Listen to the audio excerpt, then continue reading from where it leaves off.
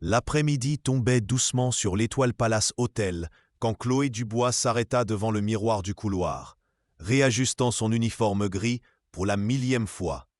32 ans, dont 3 à l'hôtel, et elle ressentait toujours le poids de l'invisibilité. Ce n'était pas la colère qui la poussait, c'était une détermination silencieuse. Son père libanais disait toujours que la dignité n'était pas un privilège des riches, mais un choix de ceux qui ont du caractère. Et c'est ce souvenir qui la fit pousser le chariot de nettoyage dans le couloir du 10e étage en ce lundi de printemps. La suite présidentielle l'attendait. 250 mètres carrés de marbre de Carrare, des lustres en cristal de Baccarat et une vue à couper le souffle. Chloé connaissait chaque centimètre de cette pièce, les taquis persans qui exigeaient des soins, les miroirs qui reflétaient une vie qui ne serait jamais la sienne. Elle respira profondément, inséra la carte-clé et entra. Mais la porte s'ouvrit avant qu'elle ne commence. Marc Lavigne, le propriétaire de l'hôtel, entra précipitamment, accompagné d'un homme en tunique blanche impeccable. Le visiteur avait les yeux calmes et l'allure de quelqu'un qui porte le monde sur ses épaules avec élégance. Chloé reconnut le nom qui circulait dans les couloirs, Amir Al-Farouk, investisseur du Moyen-Orient, intéressé par l'expansion des affaires en France. Comme vous pouvez le constater, Votre Excellence, voici notre suite présidentielle. Marc gesticulait théâtralement, exhibant chaque détail avec fierté. 250 mètres carrés, marbre de Carrare, meubles français authentiques. Chloé tenta de se faire discrète, invisible comme toujours. Elle rangea rapidement les produits de nettoyage, la tête basse. Mais Marc la vit et son ton changea. « Que faites-vous encore ici ?» La voix coupa l'air, impatiente. « Ne voyez-vous pas que je suis avec un hôte important ? Vous pouvez vous retirer. » Elle murmura des excuses et se tourna pour partir. C'est alors que quelque chose brilla sur le sol. Une bague, grande, en or massif. Sertie d'une émeraude impressionnante, Chloé s'accroupit et la ramassa. Sans hésiter, elle se tourna pour la rendre. Et les mots jaillirent naturellement, en arabe courant. « Excusez-moi, monsieur, ceci vous appartient. » Le silence fut immédiat. Marc cligna des yeux, confus. Le cheik écarquilla les yeux, manifestement surpris. Chloé tendit la bague, réalisant trop tard l'impact de son geste. Amir fit un pas en avant et prit le bijou, mais son regard resta fixé sur elle. « Vous parlez arabe ?» dit-il, également dans cette langue. Ce n'était pas une question, c'était une découverte.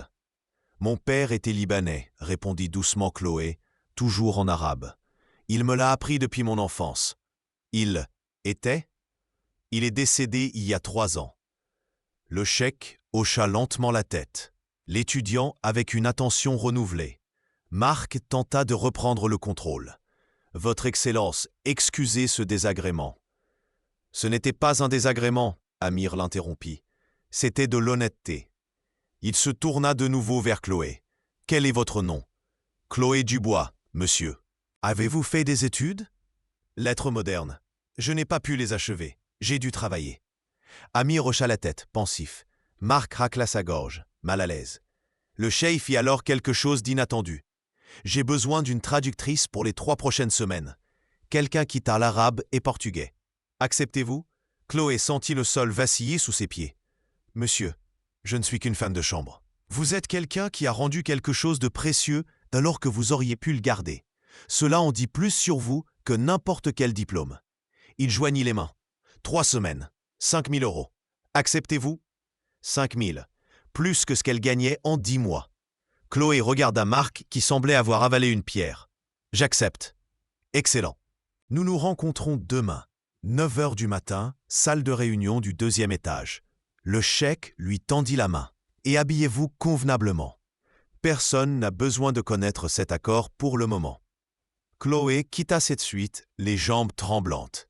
En tournant le coin du couloir, elle s'appuya contre le mur et inspira profondément. Une chance, peut-être la seule. Le lendemain matin, elle arriva à l'hôtel 1 heure plus tôt. Elle changea de vêtements dans le vestiaire, chemisier blanc simple, pantalon noir, dissimula son uniforme et monta. Le chèque était déjà dans la salle, lisant des documents. En la voyant, il fit un signe de tête. Ponctuel, bon signe. Il fit glisser un dossier. Ce sont les contrats préliminaires. Je veux que vous les lisiez attentivement. Chloé ouvrit le dossier. Il y avait des dizaines de pages remplies de termes juridiques. Elle commença à lire lentement, soulignant mentalement des points étranges. Après quelques minutes, elle fit une pause. « Monsieur, il est indiqué ici que l'hôtel a réalisé un bénéfice de 3 millions l'année dernière, mais la dette fiscale n'est que de 200 000. Cela ne semble pas... » Bah? Les yeux d'Amir brillèrent. « Continuez. » Elle feuilleta d'autres pages. Et ici, la licence d'exploitation date de 2022, mais le permis d'agrandissement est de 2024. Comment ont-ils approuvé l'agrandissement si la licence originale était en suspens? Amir sourit légèrement. Très bien. Vous avez l'œil pour les détails. La porte s'ouvrit. Marc entra avec des avocats et le comptable. En voyant Chloé à table, son visage se crispa. « Votre Excellence, je pensais que... » « Mademoiselle Chloé est mon assistante, » interrompit Amir. « Elle reste. Commençons. » Pendant 3 heures, Chloé traduisit chaque mot, et elle perçut des inconsistances, des chiffres qui ne correspondaient pas, des hésitations dans les réponses, des regards échangés entre les avocats de Marc. Quand tout le monde fut parti, le chèque la retint. « Vous avez remarqué, n'est-ce pas ?»« Remarqué quoi, monsieur ?»« Les contradictions. » Il joignit le bout de ses doigts. « Marc ment. L'hôtel est en difficulté. J'ai besoin de preuves, des documents anciens, des contrats. Vous avez accès à des endroits où je n'ai pas accès. » Chloé sentit un frisson.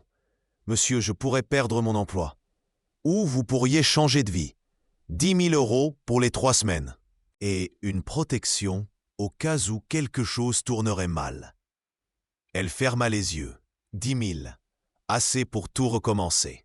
« Je le ferai. » Ce soir-là, Chloé descendit à la salle des archives de l'hôtel. La pièce était humide, remplie de boîtes poussiéreuses. Elle chercha à l'aide de la lampe torche de son téléphone, lisant de vieilles étiquettes. C'est alors qu'elle entendit des pas. Elle éteignit la lampe et se cacha. Marc entra au téléphone. « Je sais que nous sommes en retard, mais le chèque va signer et nous aurons de la liquidité. » Pause. « Non.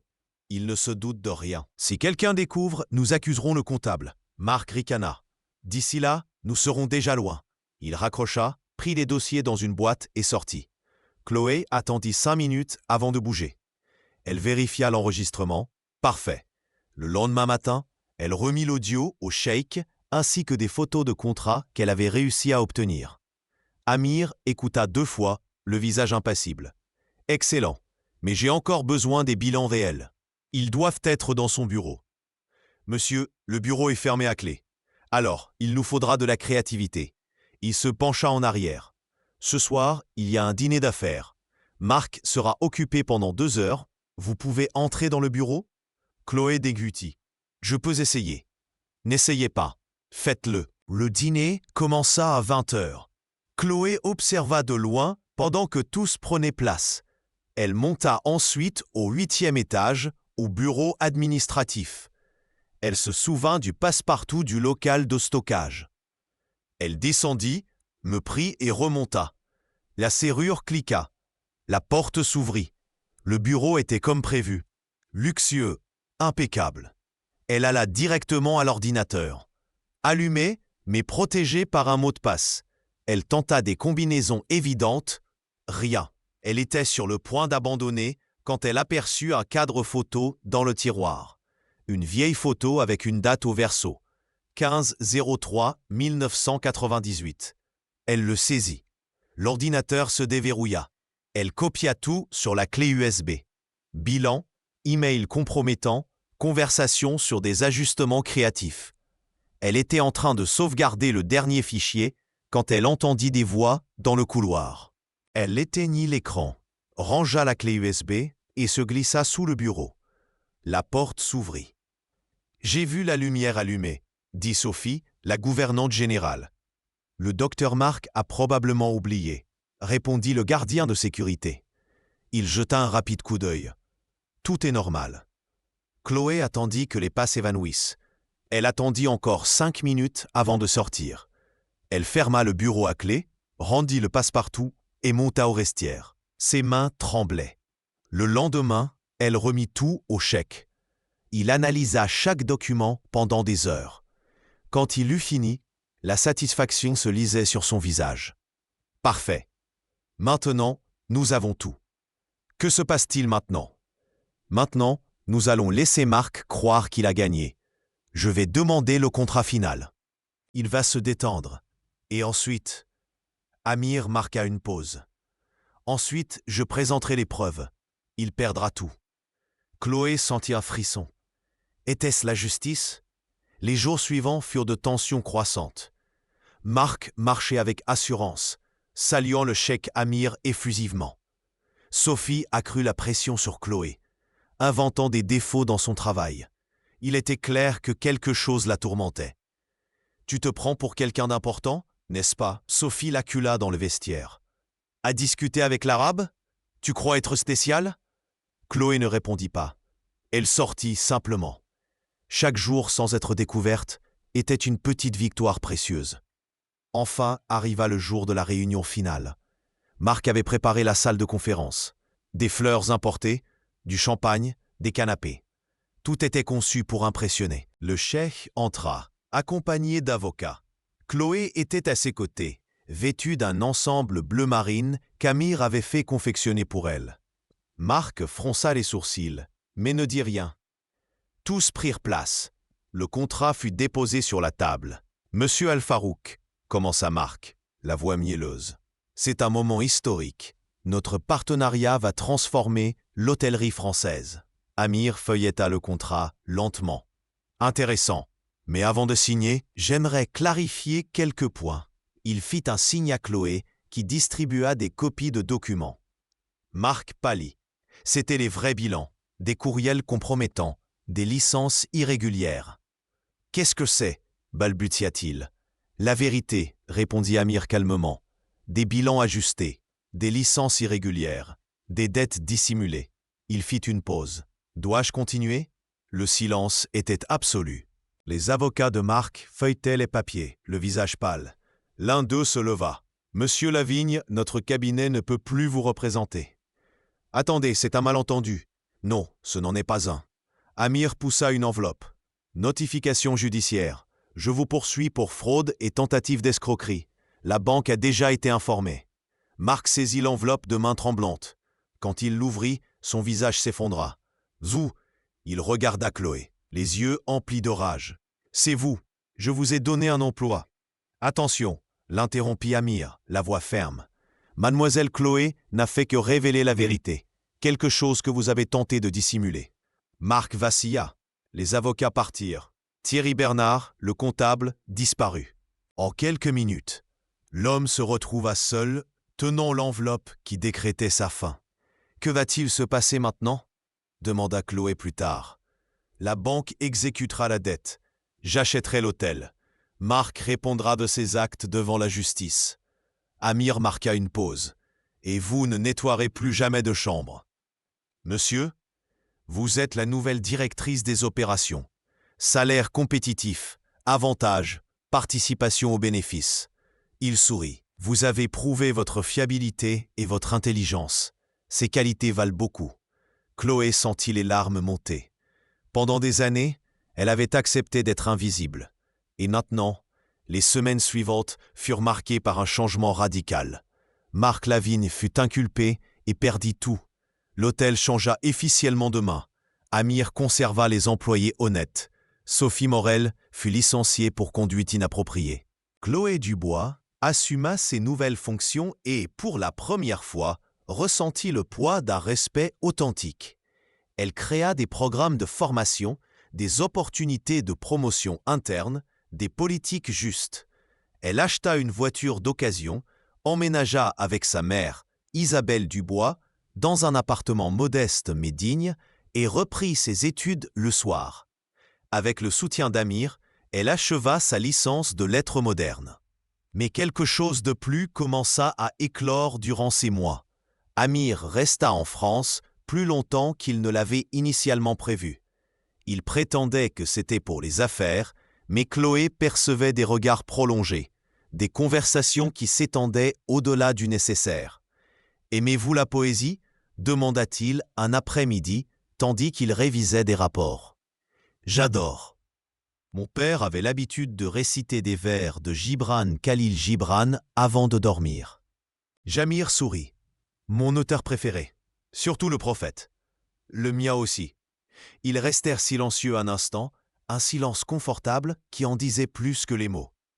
Chloé percevait que quelque chose changeait entre eux. Une connexion qui allait au-delà du travail, du respect ou de la gratitude. Mais elle avait peur. Peur de mal interpréter, de franchir une ligne invisible, de perdre tout ce qu'elle avait conquis.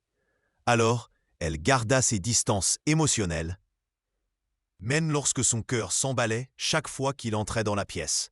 Ce fut Amir qui rompit le silence.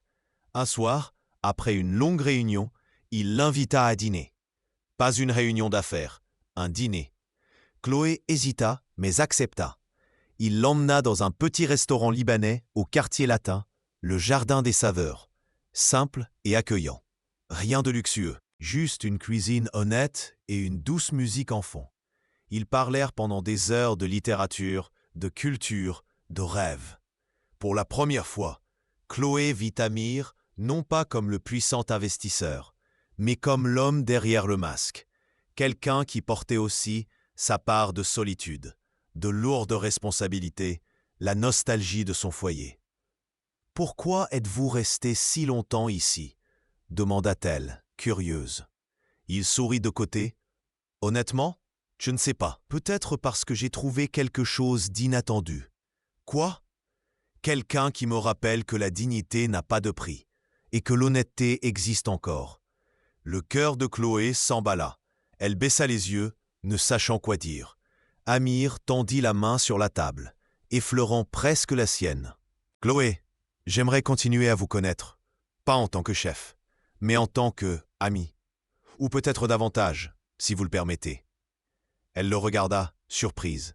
« Monsieur, nos mondes sont si différents. Appelez-moi Amir.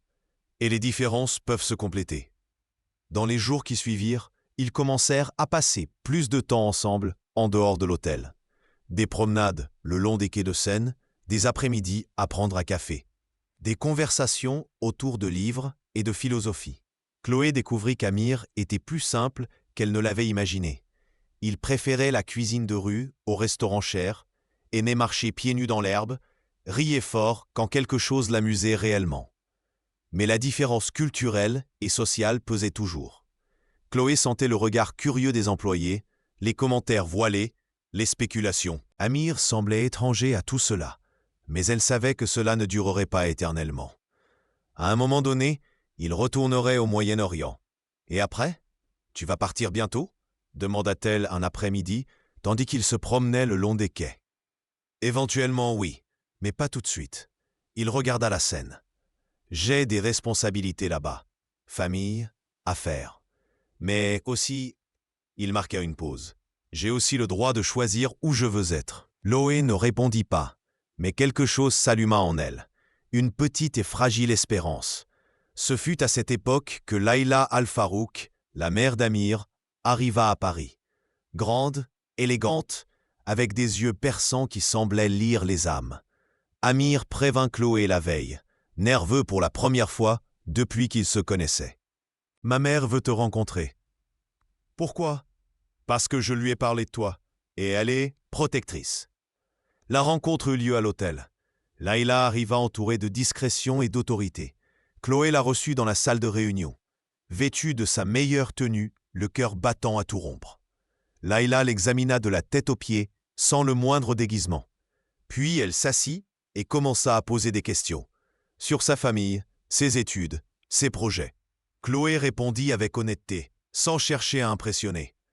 « Pourquoi avez-vous rendu la bague ?» demanda soudain Laïla, en arabe. Chloé répondit dans la même langue. « Parce qu'elle n'était pas à moi. Beaucoup de gens l'auraient gardée. Je ne suis pas beaucoup de gens. » Laïla sourit légèrement. « Au moins, sur ce point, nous sommes d'accord. » Elle marqua une pause. « Mon fils s'intéresse à vous, je le perçois, et j'imagine que vous aussi, vous éprouvez quelque chose pour lui.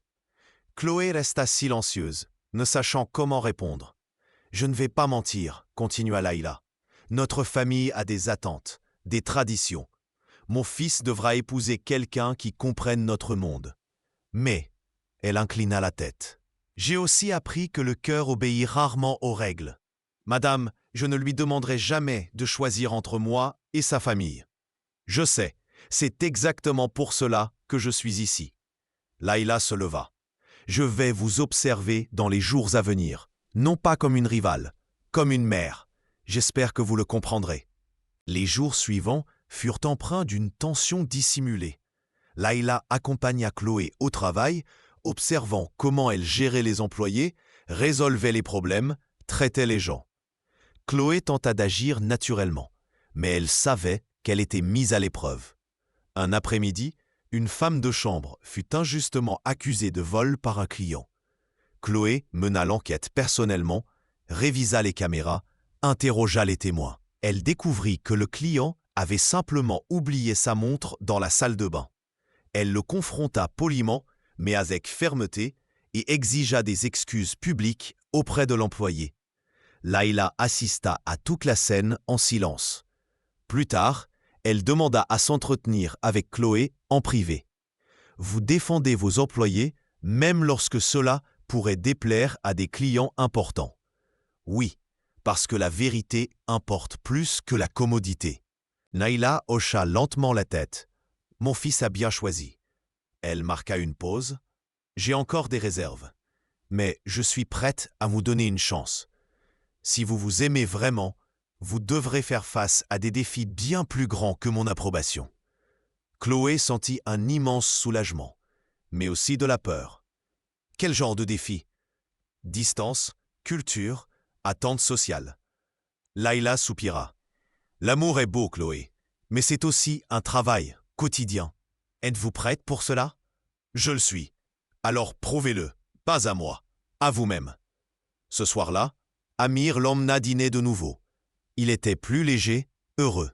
Ma mère vous a apprécié.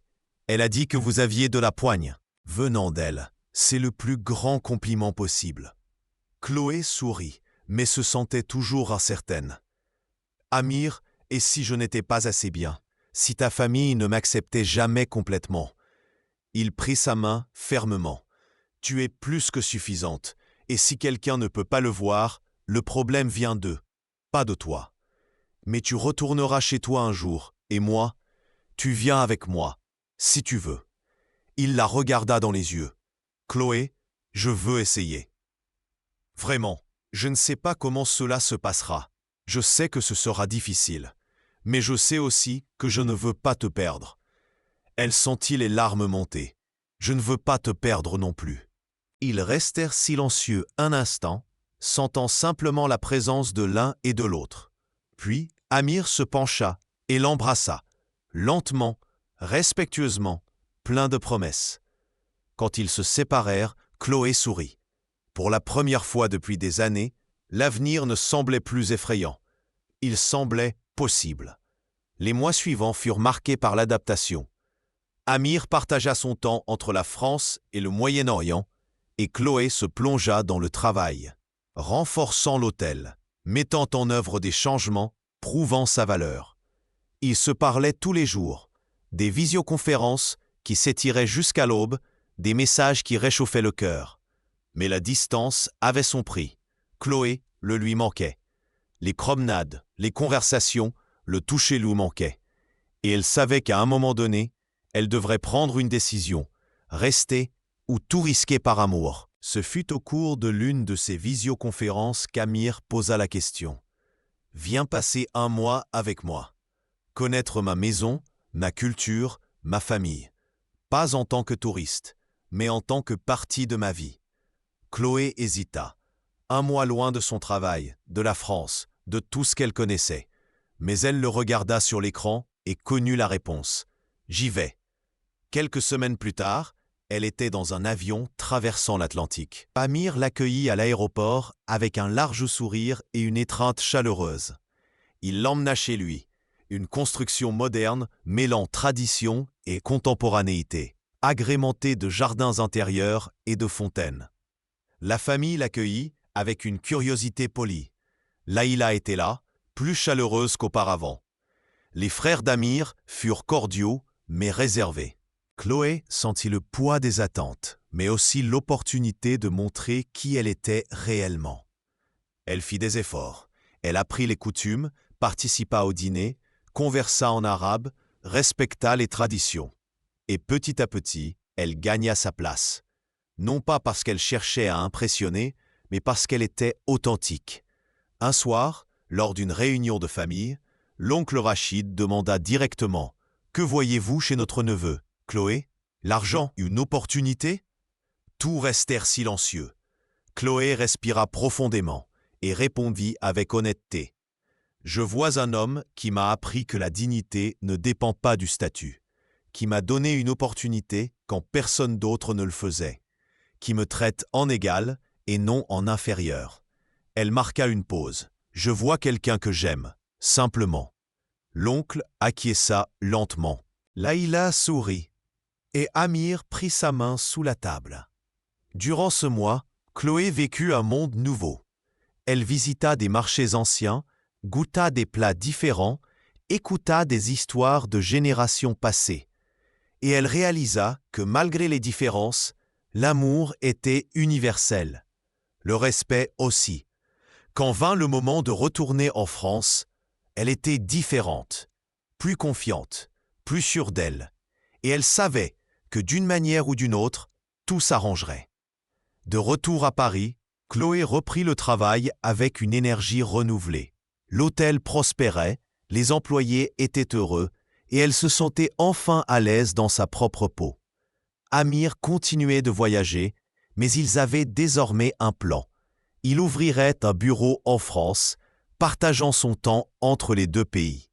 Ce fut durant cette période qu'une invitation inattendue arriva. L'ancien comptable de Marc, désormais incarcéré, voulait parler à Chloé. Elle hésita, mais y alla. La rencontre eut lieu à la prison, une vitre les séparant. « Je suis venu m'excuser, dit-il, la voix basse. J'ai participé à la fraude parce que j'avais peur de perdre mon emploi. Mais vous avez fait ce qu'il fallait. Vous avez révélé la vérité. Et j'ai appris que le silence est aussi une complicité. » Chloé acquiesça. « J'accepte vos excuses. Mais vous devez vous excuser à vous-même et vous reconstruire. » Il sourit tristement. « Je vais essayer. » En sortant de la prison, Chloé ressentit la paix. Non pas la joie de la chute de Marc ou du comptable, mais la paix d'avoir fait ce qui était juste. La justice n'était pas la vengeance, c'était l'équilibre. Quelques semaines plus tard, Amir revint à Paris pour de bon. Il loua un appartement près de l'Étoile Palace Hotel, commença à travailler dans son nouveau bureau et ils purent enfin établir une routine ensemble. Des dîners à la maison, des promenades dans la capitale, des soirées cinéma. Ce fut lors d'une de ces soirées qu'Amir posa la question qu'elle attendait et redoutait à la fois. « Épouse-moi. » Chloé le regarda, surprise. « Amir, je sais que c'est rapide. Je sais que nous avons des défis à relever. Mais je sais aussi que je ne veux pas passer ma vie sans toi. » Il sortit une petite boîte de sa poche. À l'intérieur, une bague simple, en or blanc, sertie d'une discrète émeraude. Elle rit, émue. « C'est la même pierre que celle de la bague que j'ai rendue. » « Oui, parce que c'est ce jour-là que tout a commencé. » Chloé sentit les larmes couler sur ses joues. « Oui, je t'épouse. » Le mariage eut lieu 6 mois plus tard, une cérémonie petite et intime qui mêlait traditions françaises et arabes. Isabelle Dubois, la mère de Chloé, était au premier rang, émue. Laïla se tenait à ses côtés, souriant avec approbation. Des amis de l'hôtel, de la faculté et de toute une vie furent témoins de cette union. Lorsqu'ils échangèrent leurs vœux, Chloé regarda Amir et sut qu'elle était là où elle devait être. Non pas parce qu'il était riche ou puissant, mais parce qu'il la voyait vraiment. Les années qui suivirent furent celles de la construction. Chloé devint associée de l'Étoile Palace Hotel, étendant les opérations à d'autres villes. Amir consolida ses affaires en France, créant emplois et opportunités. Ils voyagèrent ensemble, découvrir le monde, mais rentraient toujours chez eux, l'appartement dans le Marais qui était devenu leur refuge. Ils rencontrèrent des défis, des discussions sur leurs différences culturelles, la nostalgie de leurs familles éloignées, les pressions professionnelles. Mais ils affrontèrent tout ensemble, avec honnêteté et patience. Chloé n'oublia jamais d'où elle venait. Elle créa un programme de bourse d'études pour les employés de l'hôtel qui souhaitaient poursuivre leurs études, et beaucoup suivirent ses traces.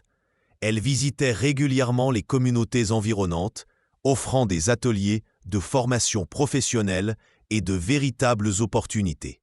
Un après-midi, alors qu'elle présentait la suite présidentielle à de nouveaux investisseurs, Chloé s'arrêta devant la fenêtre. Elle se rappela le jour où elle avait été traitée comme invisible dans ce même lieu. Elle se rappela la bague tombée au sol. Elle se rappela les mots de Marc sur sa place. Elle sourit. Parce qu'elle avait appris que sa place n'avait jamais été déterminée par quiconque, mais construite par le courage, l'intégrité et ses propres choix. Amir entra dans la pièce, interrompant ses souvenirs. « Tout va bien ?»« Plus que bien, » répondit-elle en lui prenant la main. « Je me souvenais juste de notre parcours. Et ça en valait la peine ?» Elle le regarda dans les yeux et sourit. Chaque seconde. Des années plus tard, lorsque leur fille naquit dans une maternité parisienne, Chloé la serra dans ses bras et lui murmura la même chose que son père avait l'habitude de dire. La dignité n'est pas un privilège, c'est un choix. Et elle avait bien choisi.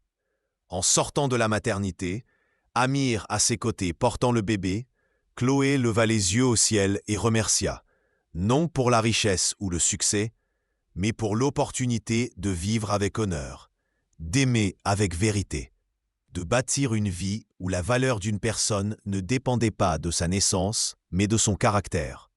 La bague du chèque n'avait été que le début, mais le véritable joyau avait toujours résidé en elle. Et désormais, elle transmettrait cet héritage à sa fille, au monde, à tous ceux qui croyaient encore que la dignité, l'honnêteté et l'amour étaient des trésors plus précieux que toute fortune. Et ainsi, sous le soleil parisien qui éclairait une nouvelle aube, Chloé sourit. Car elle avait enfin compris la plus grande leçon de toutes, le plus grand luxe de la vie n'était pas ce que l'on possédait, mais ce que l'on devenait en le conquérant.